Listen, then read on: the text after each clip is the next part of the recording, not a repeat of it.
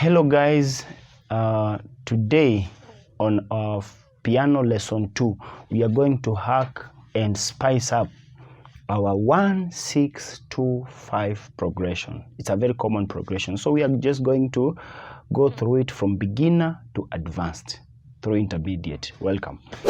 So what do we mean by 1-6-2-5 progressions? Of course, I assume that you know the numbering system of notes or of a scale.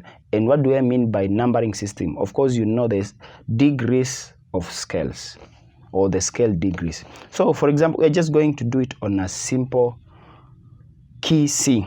So when I'm on key C, what do I mean by numbering system? So I have 1, 2, 3, 4, 5, 6, 7, and 8.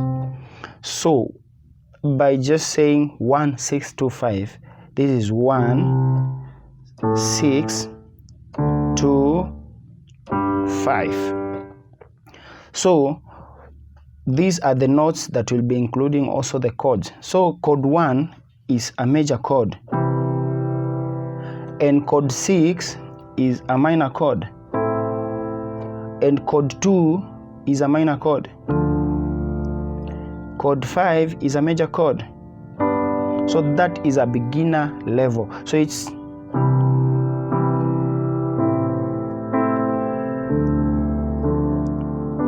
simple 1-1-6-6-2-2-5. Of course, I'll be teaching like this, but make sure you go through the remaining 11 notes, so that you don't use, I don't encourage people to use transpose at all. So if I'm here, this is 1, this is 6, this is 2, this is 5. Let me assume I'm on key F. This will be 1, 6, 2, 5. Let me assume I'm on G sharp. This is 1, 6, 2, 5. I'm assuming I'm on B flat. This is 1, 6, 2, 5. So you should be able to go through all 12 notes. So back to our C. After getting the numbering system, the second one, identifying the chords. We have already identified the chords. Now playing the progression. It's 1-6-2-5. But you don't need all that traveling and moving up and down of your hands, left and right hands. So what do? You get something called the inversions. For example, if I'm playing here C, my 6th chord, which is A minor, should be just here on my right hand. So I just change the position, then 2, then 5, or 1-6-2-5. Just look at my right hand. It's not moving a lot. It's within the F octave. Or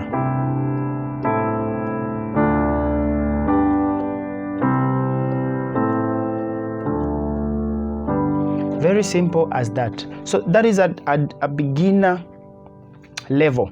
So let's go to intermediate. Now we assume you know the beginner part of it. Now you are an intermediate. What do you need? You need the advanced or the extended chords. What do we mean by extended chords? These are the chords that go beyond the octave. For example, or a chord that has more than 3 notes. For example, our C, our 1 chord, we can play it as a major 7. Do, re, mi, fa, sol, la, ti, do. 1, 2, 3, 4, 5, 6, 7, 8, 7. So these are a major 7. Okay. So what do you play? You play a major 7, C major 7, A minor 7, D7, D minor 7, sorry, then G7. So you'll just find that when you add 1 note, it's making a good difference or a big difference by adding up a dissonance. So it's 1, 6, 2, then 5. 1, 6, 2, 5. But I've also, as I've told the beginner, you don't have to be moving your hand up and down all the time. So you also look for the chords, the blocked chords. The blocked chords, these are the chords that are confined. They are blocked within an octave. So, for example, if I'm having this as my C major 7, so what do I do by A minor 7? This is A minor 7. But I want to play my A minor 7 just here. So what do? I just move this finger to A. I just get my A minor 7. But in this form, this is a first inversion. Of course, this is a root chord, first inversion. So I just get a move from C major 7 to A minor 7. Then to D7. Then to D minor 7, sorry, then G7. So it's a matter of just changing either the last finger or the last note.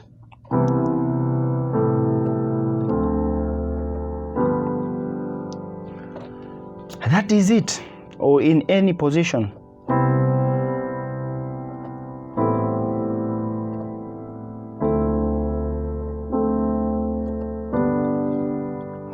That is it. Or two, what can you do with the bass line? Why don't you try to play the chromatic chords, or the chromatic notes, sorry, the chromatic bass line?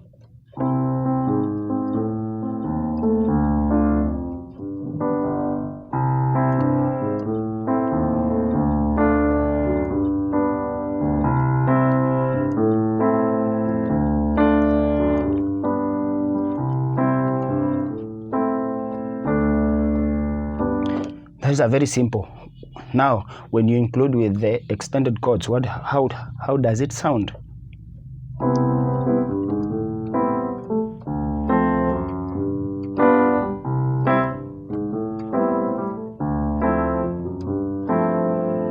Very simple. Now, another intermediate thing that you have to know. What of the scale? Just play the bass line in the scale.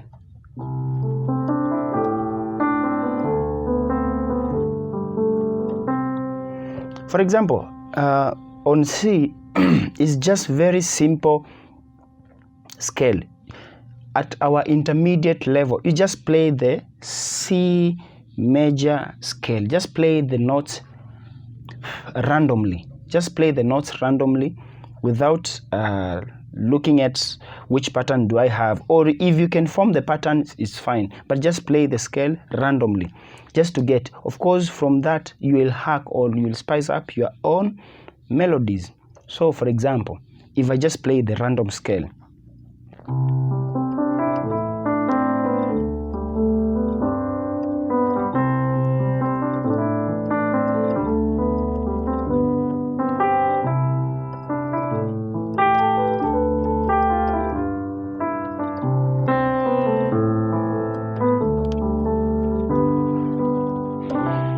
or second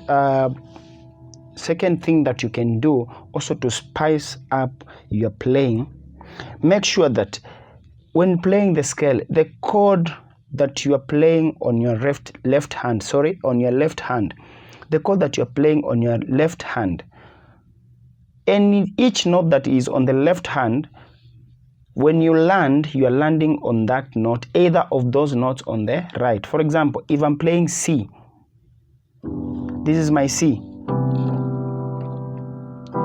This is my C major 7. So I just make sure when I'm playing my melody or my scale, I either land on these notes. When I go to A minor 7th, I make sure I land on these notes, either of these notes. Either of these. So for example, I've landed on my 7th chord, 7th note. So I've just played.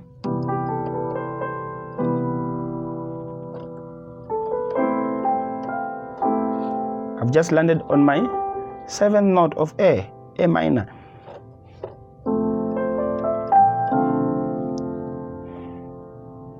On my minor 2nd note, minor 3rd note.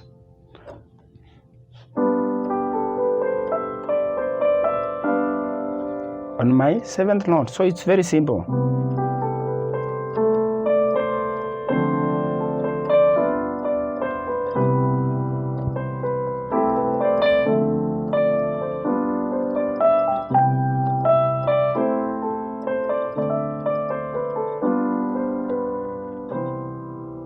It's very simple. And also train your left hand to get the chords, just to hack the chords. Then from there, now you can train your hand to play the notes, the chords within a confined octave. That is it for intermediate. Now, let's go to advanced. Now, the advanced and the last one. Now you've already known the progression, you already know the scale, the everything. Now, how do you differentiate yourself from someone who is just a beginner or intermediate? Now, here is where my idea comes. You don't have just to play like any other person. Of course, you ought to have or to hack your own playing so that you differentiate yourself from others. We might be playing something that is very it's the same, but how do I differentiate myself from you? So what do I do? For example, I play C, A minor, D minor, then G7. I'll just play my altered chords or my extended chords. For example, I'll play A major 7 in this form. Mark you on intermediate, I just play this chord, but here I've just changed the chord. My 6, instead of playing this 6, I play this 6. This is my A7 flat 9 chord. I just changed my chord, my D minor chord, to a D7 sharp 5 sharp 9 chord. Then a dominant chord, of course, I have the liberty to change a dominant chord, to alter a dominant chord the way I want. For example, this is a G7 flat 9, or I can play G7 sharp 5 sharp 9, or G7 sharp 5 flat 9, the way I want. But now the consistency and the playing and the scales will make it sound very good. So for example,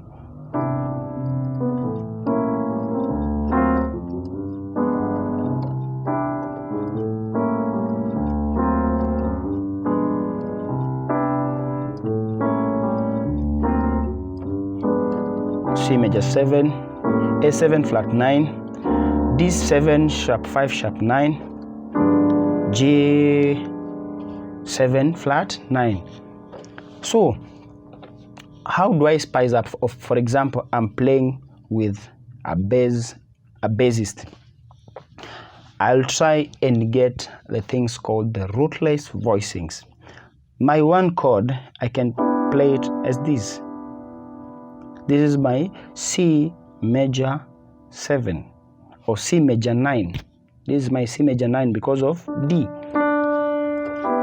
So I play C major 9, A7 flat 9. This is my A. So I've just played the rootless.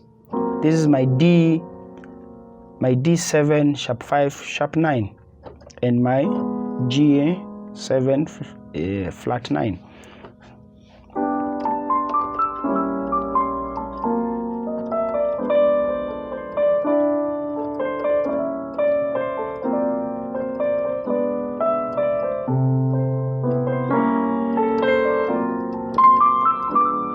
Now, I'll focus much on the dominant chord. The dominant chord. How do you hack a dominant chord and get a scale or get something that is very sweet? For example, I play on 5. I want to get something that is very dissonant and out of scale. So I'll use a diminished scale. For example, here on 5, what I'll do, I'll play a half whole diminished scale. Now this is G. How do we get a half whole diminished scale? Half whole, half whole, half whole, half whole.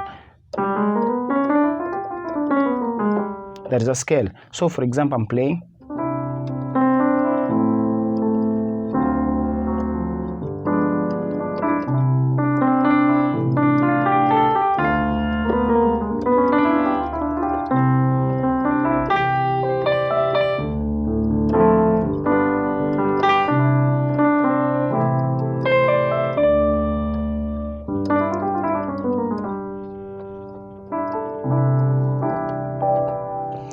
that is it. Of course, you have to add some other things, some very many things, but for today, that's what we can do. And thank you so much for staying tuned. Please subscribe, watch, like, and share this video as much as you can. Thank you so much.